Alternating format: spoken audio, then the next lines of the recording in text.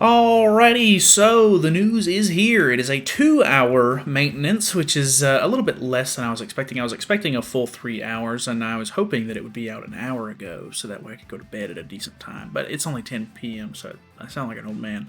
Anyways, if you're new to the channel and you want to subscribe, hang out, chill out, feel free, because we're probably going to be doing live summons tomorrow night for the character, maybe messing around with her a little bit on stream, because she is a Nidhogg unit, if you're unaware. I don't know how long the stream will actually be, but yeah, it tends to happen whenever they release PvE-style characters like this. But either way, we are technically on the part 2 of the new festival, so let's go through this thing. There should be some decent events and everything that we can actually get here, or like look at. But yeah, obviously, brand new Red Margaret. Very, very interesting. A little bit, I would say, controversial maybe if you don't know what she does. She has a stance cancel card. She has a really interesting buff card that is kind of like Red Mageldo's, but also buffs stats at the same time. Grand Cross Database has not updated what rank 1 and 2 do yet. Obviously, same ultimate. And then because she is a Nidhogg exclusive character, it is a weird thing because obviously she's trying to make the Goddess team better. You do want to run Goddess allies with her, so that way she's buffing their basic stats, and then you're also getting, like every time you use her buff skill, you actually increase damage dealt by 15% up to 45% for Goddess allies, which is pretty interesting. Like, that's a lot of extra stats. In addition, when the hero uses a skill and removes debuffs on an ally, recovers HP equal to 20% of that ally's max HP. So it kind of works similarly to the way that Red Mageldo works, but for the Goddess team, of course. So, very interesting. We did a Should You Summon video on her technically this morning, but depending on your time zone, it could have been yesterday morning for you, or maybe it wasn't even in the morning. I kind of gave some more extended thoughts on the character and the banner and whether or not I think you should summon, because obviously the Ragnarok team is still very, very good right now in Nidhogg. I prefer the Ragnarok team right now, but maybe Margaret will change that. I'm not 100% sure. Never been a huge fan of the Goddess team just because I don't have a high duped Mael. I was originally using the Tarmiel team, which is the same as the Mael team, but just with Tarmiel instead of Mael. I liked it. I could beat floors 1 and 2 relatively easy, but I could not beat floor 3 with it back then. Obviously, I think if I would have stuck with it, I probably could have got better with it. But either way. So, new contents. We actually have a new PvP game mode. I did not realize in the JP patch notes whenever we went over it a little bit, but this actually doesn't start as soon as the update drops. I think videos for it have actually started today, if I'm not mistaken, or maybe it was a little bit yesterday. I'm not 100% sure, but it actually starts whenever the season, or like the weekly reset happens. So it will not be until the 21st for us, which is actually next week. So it's pretty much like right before the next update actually happens. So that's a little bit unfortunate, but it is a 2-week long event, I think. Yeah, 2 weeks long, and it is basically a new game mode where there is a like every unit has a cost, and you can sort of build a team around that, and then your max team cost has to be under 5,000 points.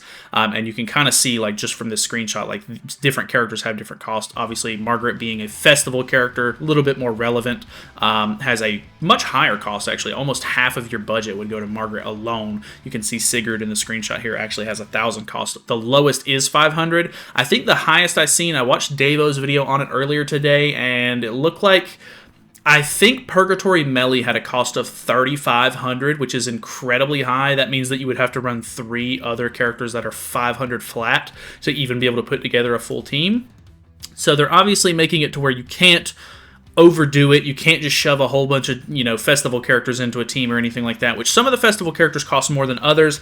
Not 100% sure how they're actually calculating the value of the characters itself. I would assume it has something to do with, like, pick rates in maybe regular PvP. I'm not 100% positive on that, but for example, when I was watching Davo's video, I'm pretty sure Goddess Elizabeth had like 1,600 point cost, whereas like Assault Melee was like 2,500 points or something similar to that. Like, I don't know, it's not necessarily like this is the newer character, they're costing more. Like, I don't know. It's a very weird system, but at the same time, it does breed a lot of innovation, a lot of variety, a lot of cool and interesting team comps, which I think I'm super excited for. The fact that it's only a 2-week game mode right now leads me to believe that they're probably just testing it. Hopefully they'll add this as like a normal kind of game mode that you can mess around with. I'm not 100% sure. I know that they do have these new boxes that you get, and depending on how you place in it during this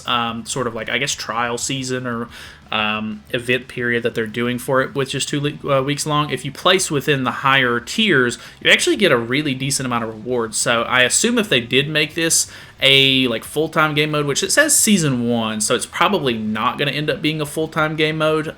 Whenever they do bring this around, it looks like it'll be a good way to actually get just some good rewards in general. Like, the gold is kind of hit or miss. Like, you either have a whole bunch of gold and it's not really that big of a deal, or you have no gold and any little bit helps. But yeah, the boxes are kind of cool. The best thing that's basically in here is an SSR pendant. A couple of other things are okay, I guess, but honestly, the diamonds are pretty cool. So probably, well, I don't know. It's in ungeared as well. I guess your characters do still need to be invested into and everything like that. So it could still kind of end up being more of a whale-heavy game mode, but it's at least something very interesting. So I'm very interested to try it myself, see what kind of team comps people end up using for it, what people end up coming up with. I guess technically we won't know like what other people are using in like the top ranks until like towards the end of it, or I don't know. I guess you can kind of see where people are placing and inspect their team, but I don't know. Very interested to see what people come up with nonetheless. So obviously there are new bundles and everything because there is a new banner. If you're unaware and you didn't see the JP patch notes, they are going to be selling LR seals, which is I think they were 3,000 yen on the JP patch notes, which means they're going to be roughly like a $24 bundle for the like the US price, and that's for only 10 LR seals, and you can buy this 3 different times. So that's roughly like $70-ish for 30, which is not even a full third of an LR. So I can definitely see some people buying this if they're like really close and they don't want to wait till the next week of Heroes Arena or something like that to be able to actually make their LR character. But I don't know. I mean, it was bound to happen eventually, so I'm not really that upset about it. And the fact that you can't buy an entire LR straight up, I guess, is at least somewhat good. But would have preferred them to not sell these at all, but Netmarble, they originally sold, Holy Relics like literally right after they got announced. So yeah, it was bound to happen. A couple of other decent bundles here, they're all right. We have the Fireworks Festival, or not Fireworks Festival, the Festival Special Check-In Part 2, which is actually kind of okay. It's just a bunch of materials. Obviously, no diamonds in this one, so some of you might not be like super hyped about it, but honestly, pretty good materials in general. You have a couple of SSR pendants in here. You have 6 total. Only 5 SA coins. Would have loved to have had a little bit more than that, but a couple of gear pieces, or like gear items, and then some demon materials and stuff like that. So overall, not bad. We do get a full multi's worth of tickets on the new special missions that are going to be coming out, so you can use those to get a free draw on the new Margaret banner, of course, and you get an or a UR pendant as the final reward, along with a couple of other things here. We have a new Bubble Popper event, which is really funny to me. I guess Candy Crush. I've seen some people comparing it to Dokkan, which I thought was kind of funny. But yeah, just a new sort of event. This is the first time we've ever had one like this, so I guess we'll just see how it goes. Some of the events that they do are very tedious and annoying. Other ones end up being somewhat enjoyable, but I guess it just depends on how many times they're going to make me play it. Like, the original, like, connect the different, whatever's event. I like that one, but you literally get like 10 tries a day, and it lasts like up to like 3-4 minutes per run, which doesn't sound that bad, but doing it 10 times in a row, like it takes forever to get through some of those. So we'll see how tedious this one is. You do get cumulative rewards, so you get a couple of decent things here. We do get some more of these keys. I'm already done with this key event. I obviously did just get the rewards and kind of skip to the next page and everything like that. I guess technically I should have maybe slowed down and got every reward on each page before moving on, since they're going to be giving us more keys, but I'm done with these. I don't really even need these keys at this point. I assume a lot of you probably are too, unless you just got bad luck with it. Point rewards and stuff like that seem pretty decent though. SSR pendants and SA coins, which is always welcome.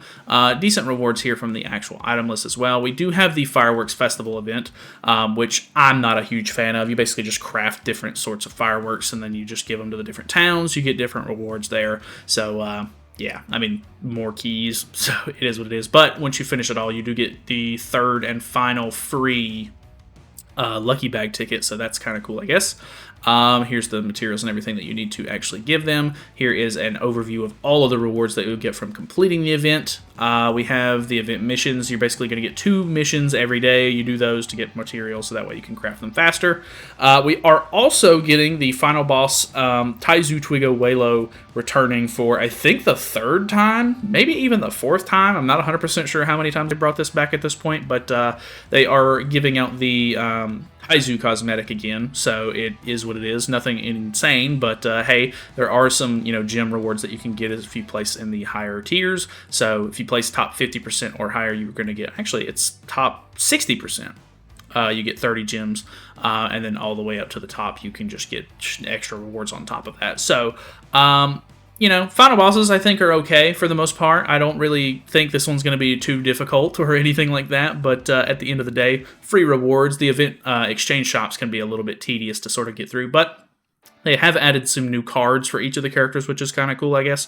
And then you have some more cumulative score rewards as well. They're changing the Fort Solgris reward dungeon to the Part 2 version, so I can't remember if there was a diamond in the last one, but they're changing whatever the main reward is to a hammer, which is fine. They are also doing the Fight Festival boosting event, so if you can, or you're going to get double point gain, so if you need to climb ranks fast, if you're not already in champion, you can actually push for that a lot easier.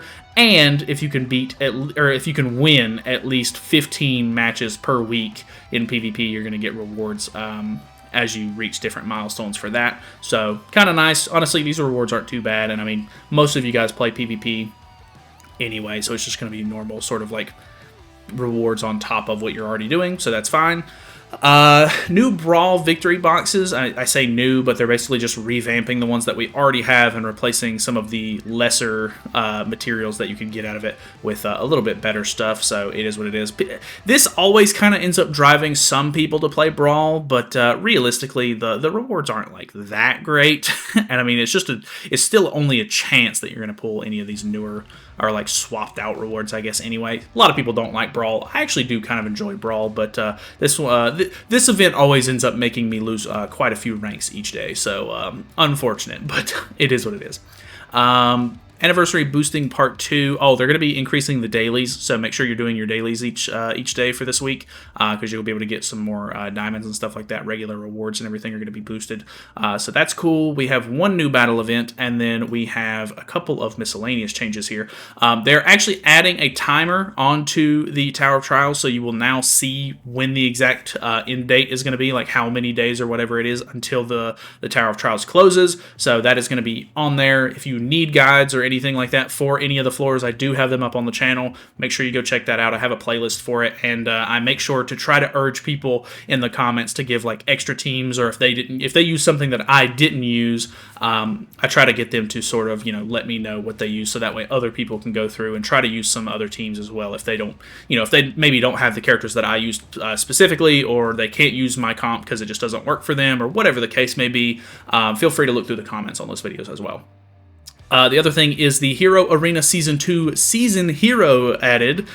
So Summer Margaret, which is really weird because she is a PvE character, is going to be boosted on Heroes Arena, which makes it to where the Angel team should be that much crazier. It's actually kind of insane. A lot of people have been doing the going second sort of strategy for Challenger, and they've been, just getting a lot of extra rewards. I've actually been able to do it for the past 3 weeks, if I'm not mistaken, and I'll try to make a video on it this week now that we have all of these like crazy boosted characters. But yeah, this will be 3 seasonal characters at one time. So we'll have Margaret, we'll have Summer Freya, and we'll have Demon King, which means that we have a Demon team, Ragnarok team, and Angel team that will all have a boosted character. And if you don't know, the boosted characters give your team, like all of your allies on the team, a 20% stat increase for all stats. So it makes the team getting quite a bit crazier. So it should be relatively easy comparatively to previous weeks to actually go second on Challenger now. And